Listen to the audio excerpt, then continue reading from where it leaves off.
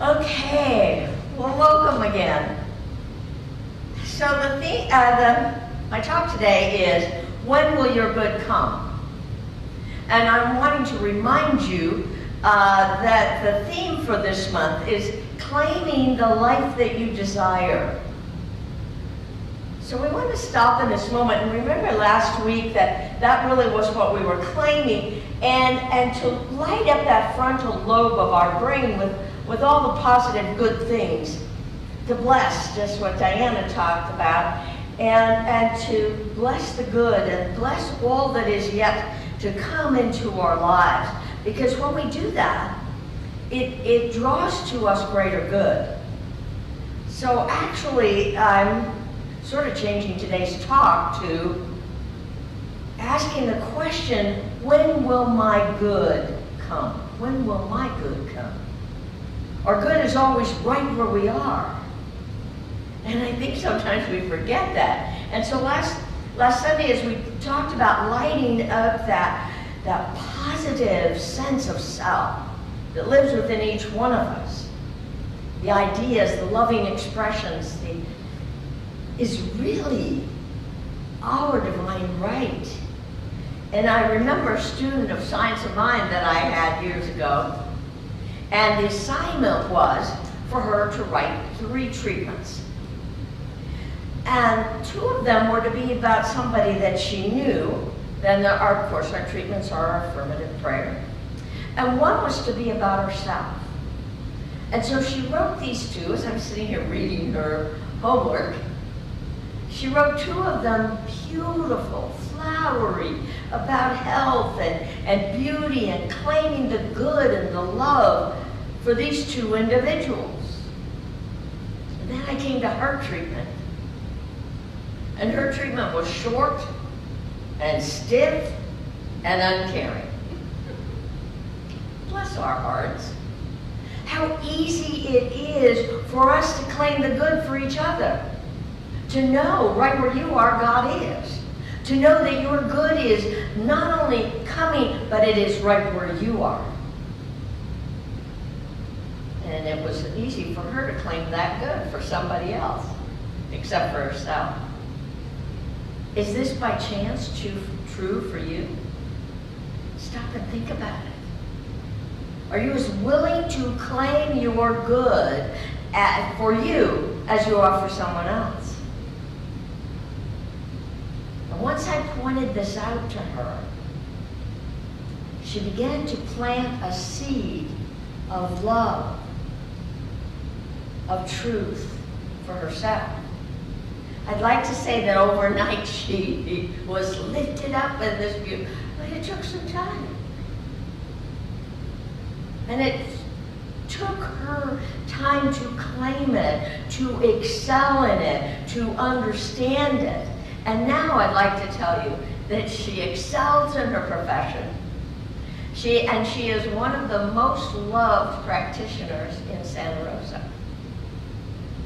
Yes, changing our thinking can change our life and does change our life, and it's up to each and every one of us to claim our personal good, to open the door of possibilities so our faith and our beliefs can soar, can light up in us. Because once it's lit up, it becomes a magnetic pull and drawing greater good to us. See, we are each given the power to build a better future. I really want you to take that in this morning. We are given the power to build a better future. And today I invite each one of us to plant the seeds of loving kindness and patience, first for ourselves. Remember that student. First for ourselves, and then for each other, and to give it then to one another. We divide ourselves with fear. We divide ourselves with false beliefs and uncertainty. Anybody? Or we hide our mistakes in boxes. I'm going to get to that in a few minutes, but first, I'm going to talk to you more about this. Loving kindness has real value. Every one of us at our core desires to live in goodness and well-being. We just sometimes don't know how. So this morning I'm going to invite you to just stop and think, how can I bring this light of truth greater to my every moment, my every waking thought? See, I believe our good and loving kindness begins when we choose good. So I'm going to invite you this morning to just say, I choose good. Good is my friend. Good is where I'm going to put my attention.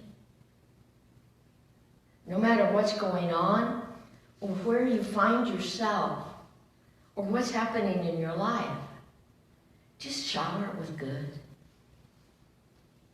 Our founder, Ernest Holmes, says, our three greatest needs are to feel that we are needed, wanted, and loved. Now think about that, that we are needed, wanted, and loved. So are you recognizing that you need you? You need to want you. To choose the greater good for you today in this moment. And to love you right where you are, no matter what it looks like. To feel that we belong to the universe which we live in. That we're special and that there's a place that is only can be expressed and experienced as you. As me. And to have a life we can lavish affection on. Now think about that. When was the last time you lavished affection on your life?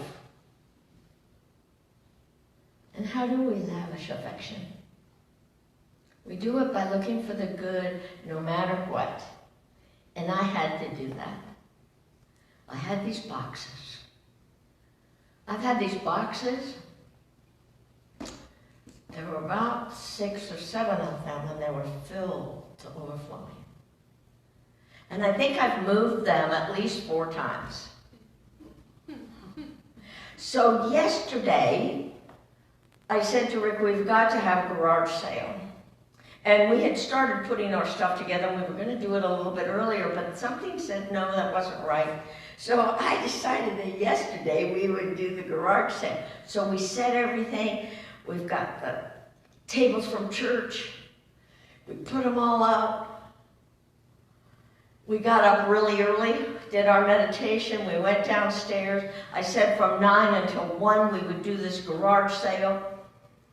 And at 8 o'clock in the morning, the news came over the TV. I went on my phone. Everything in Lake of the Pines shut down. And there we are sitting with 6 tables of stuff. Okay, I bet if I pray, they'll come. We had a few people.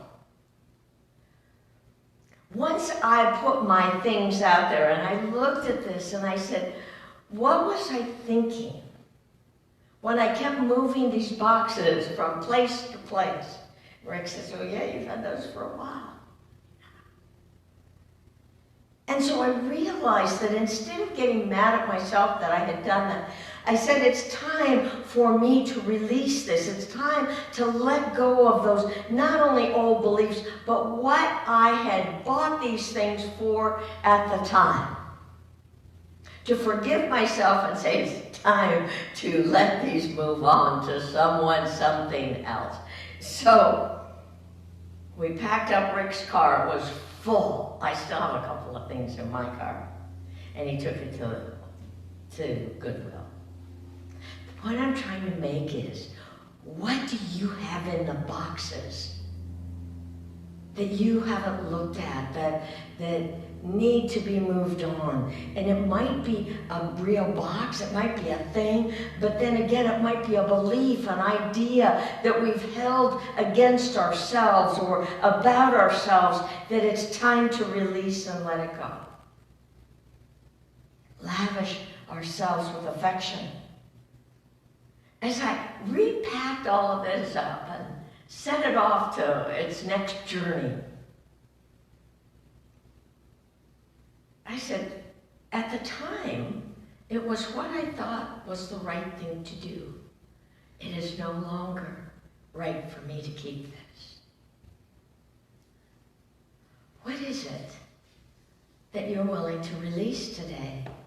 Because you see, when will your good come? Your good will come when you open to some greater possibilities. Most unhappiness comes from a sense of rejecting ourselves. I realized that over the years, I had been embarrassed about those boxes. Well, bless my heart. Not loving our quirks, not loving our unique selves. However, like myself and the student I spoke of, when we stop blaming and rejecting ourselves and we let go, our good can flow. I have to tell you, when I saw Rick's car going down the driveway, it felt so good. Freedom from an old belief, a part of me that no longer exists. Let my good flow. I'm going to invite you this morning to say that to yourself. I let my good flow. Because you see, it's up to each one of us to stand firmly in loving kindness and goodness and blessing every aspect first for ourselves before we can do it for each other. None of us are perfect. I'm the first one to raise my hand. However, being against us, being against ourselves, clogs our good. It literally closes the pipe of greater good. So I invite each one of us to unite with the self, our divine, magnificent self, in a loving way, loving our mistakes, loving what the past has limited us to believe. If I don't love my mistakes, hear that? If I don't love my mistakes, I won't believe I am of value to God. Because there's this piece of me that I hold out that hasn't received my love or acceptance. When will my good come? When I claim it. When we each claim it. Blessing and loving ourselves is the key. As I waved goodbye to the boxes. They were really old boxes too. They were yellow. Bless my heart. There is so much more room in our garage, I have to tell you, and we're going to keep it that way. The kingdom of heaven symbolizes the infinite potential of good. Kingdom of heaven implies the perfect possibilities for everyone's life here and now. When we are willing to claim victory in every moment, we light up the possibilities. Despite outer appearances. Oh, come on. Let's forgive ourselves and move on. Anybody? I am. Thank you. Thank you. I see the hands raising. Facebook land, raise your hand. Victory cancels old beliefs. I am claiming my good today. I am claiming victory in every aspect of my life. Claim it in your life today. Because our good is not fixed by time or circumstances. Our good is now. This moment is the best moment. And guess what? 5 minutes from now is going to be even better. Yes? Yes. So we alter our lives by changing our thinking. We hear that all the time. Change your thinking, change your life. Let's be living proof of that. Like Jesus, the source of his good was God. Therefore, he taught that real change in everyday life required first a change at the source of who we believe we are. We have to stop and believe that we are divine, individual expressions of the light and love of God. A farmer can change his crop by changing his seeds. So we can change our thoughts by what source we focus on. We can focus on those old boxes that have turned yellow. Or we can free ourselves to something new and a new idea and a new possibilities. Or what seeds we choose to water. I love these seeds. With God, all things are possible. Those are the seeds I claim and accept for myself. With God, all things are possible. And I also love saying it, and you all who know me know I say this. It's all good, it's all God. Even when we come to a place in this community that we feel ourselves a little bit stuck, I just keep saying, it's all good, it's all God. And I keep looking until the good shows up, yes? Yeah. When will my good come? When I'm reminded to go to God. To go to that divine essence within me first. We're all afraid or question the next move. It's time to go first to God, first to our divine essence, first to that spirit of life.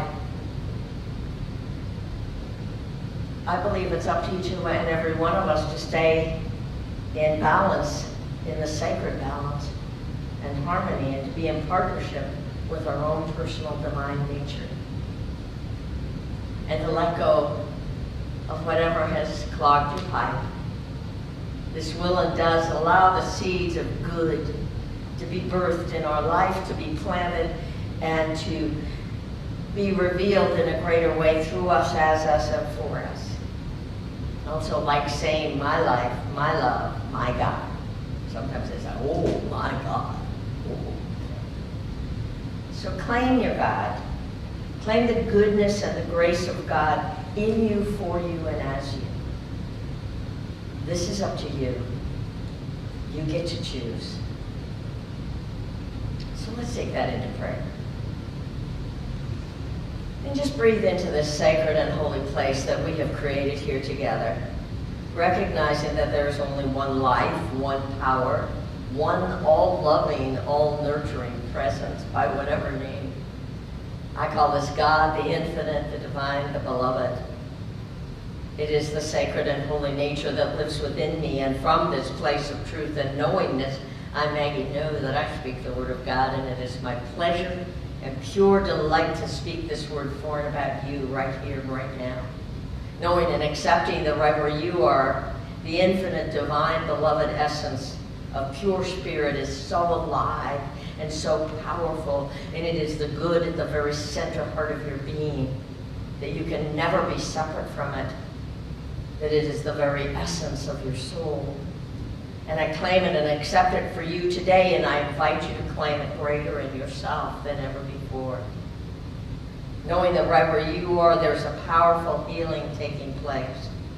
There is a greater revealing of truth, that you are the beloved place where God shows up. I claim and I accept it in your life, and I know that this radiant light of truth shines bright in every one of your affairs, in every circumstance and situation. And we allow the good to be revealed. We open as we plant the seeds of greater good in every aspect of our lives.